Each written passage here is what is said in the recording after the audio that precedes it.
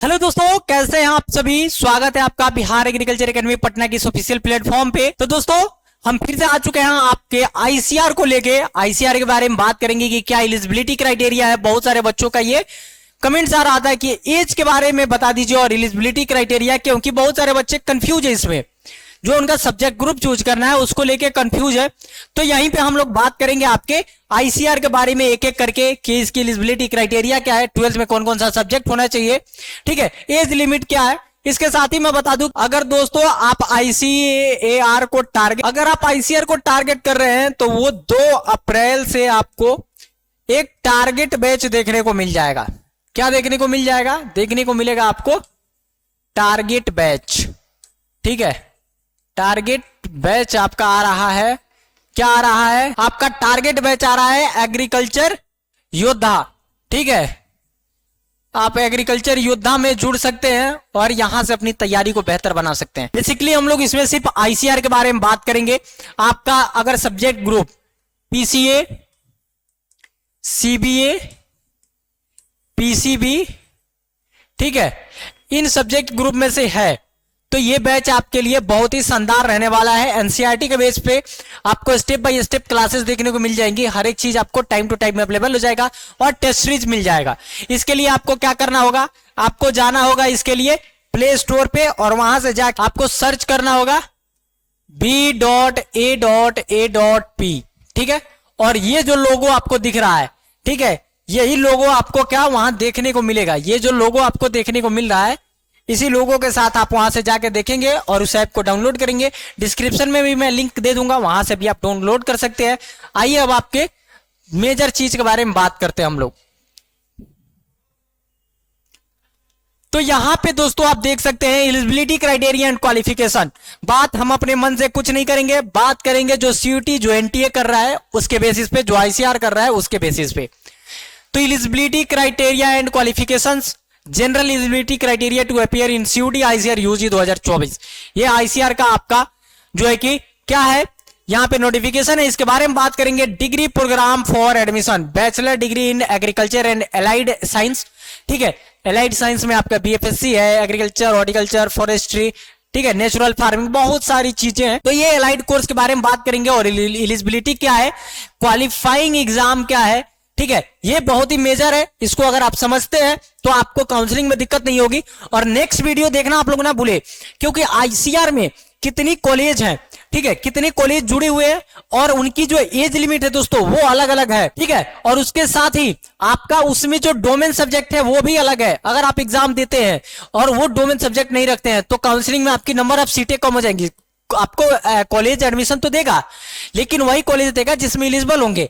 लेकिन अगर आपको पूरे कॉलेज में एलिजिबल होना है, आपके आईसीआर के अंडर जितने कॉलेज आते हैं, जितने यूनिवर्सिटीज आते हैं, अगर सब में एलिजिबल होना है तो उसके लिए मैं आपको गाइड करूंगा कि कौन सा आप सब्जेक्ट ग्रुप को चुने, कौन से। अगर आपका छूट भी गया है तो आप ऐड कर ले जाके उसमें।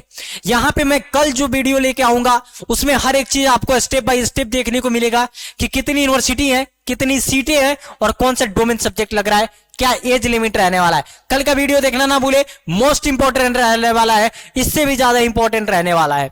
आइए इसको देख लेते हैं। तो यहां पे है, candidate should have pass the qualifying examination 12th standard with at least 3 subject out of physics, chemistry, mathematics, biology and agriculture oblique inter agriculture as core course, ठीक है। अब इसमें ये कह क्या रहा है, बोल रहा है कि इसमें से किसी 3 सब्जेक्ट ग्रुप से पास आउट होने चाहिए। या तो आप पीसीबी से हो जाओ, या तो आप जो है कि एबीसी से हो जाओ, या आप पीसीएम से हो जाओ, ठीक है। अगर आपका एग्रीकल्चर है तो आपका जो 12th का कोर सब्जेक्ट होना चाहिए वो एग्रीकल्चर होना चाहिए, ठीक है। अगर आपका एग्रीकल्चर है तो आपके 12th में कोर एग्रीकल्चर होना चाहिए। Next, candidate who appear in subject different than the one which he passed in 12th standard will not be considered for counseling admission and will stand rejected। तो दोस्तों ये ध्यान में रखेंगे, अगर आपका कोर सब्जेक्ट जो सीबीए ग्रुप को लेके बातें चल रही थी कि जो है कि अदर जो है कि स्ट्रीम वाले बच्चे सीबीए से जो है कि एग्जाम दे देते थे, उनके लिए अब मुश्किल आ चुका है। अगर आपका 12th में बायो है आप बायो चूज करेंगे, अगर मैथ है तो आप मैथ को चूज करेंगे, और अगर आपका एग्रीकल्चर है तो आप एग्रीकल्चर को चूज करेंगे। नहीं तो आपका क्या होगा, काउंसलिंग और एडमिशन में नहीं बैठ पाएंगे, रिजेक्ट हो जाएंगे।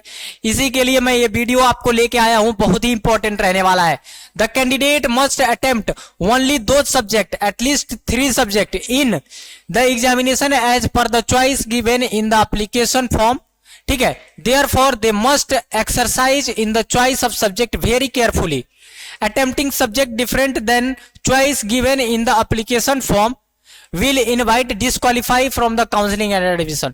अगर आप सीबीए को चूज करते हैं, ठीक है, और आप दूसरे ग्रुप को एग्जाम दे देते हैं तो आप जो है कि डिस्क्वालीफाई कर दिए जाएंगे। साफ सी जाहिर सी बात है, एक शब्द में सुनिए, ज्यादा घूमने फिरने की जरूरत नहीं है। ये जो कह रहा है इसको एक शब्द में जानिए।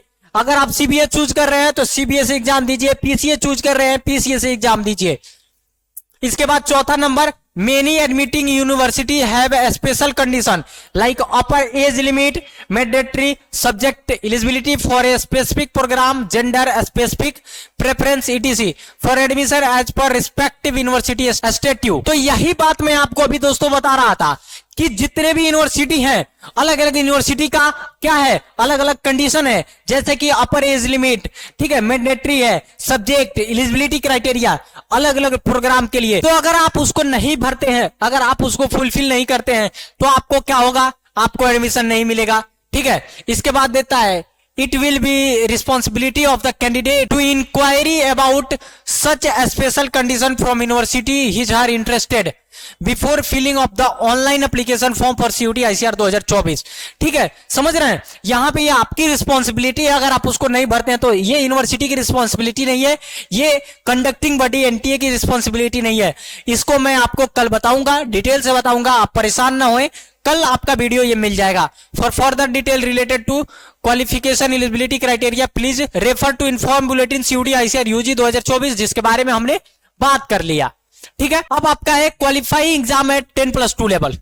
In order to appear CUET ICAR UG 2024, Indian national candidate should have passed 10+2 senior secondary examination of Central Board of Secondary Education or any other examination within a scope and a standard found to be equivalent to the senior secondary examination of a recognized Indian board university।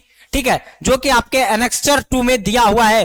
ठीक है, आपके 10+2 में ये होना ही चाहिए। ठीक है, with minimum prescribed marks, जो भी मांगा गया है कि आप जो है कि अगर SC ST से है तो आपका 40%, अगर आप जनरल से है तो 50%, ठीक है, वो होना चाहिए। ठीक है, इसके बाद दिया है, who have obtain any diploma or vocational course after matriculation will not be eligible.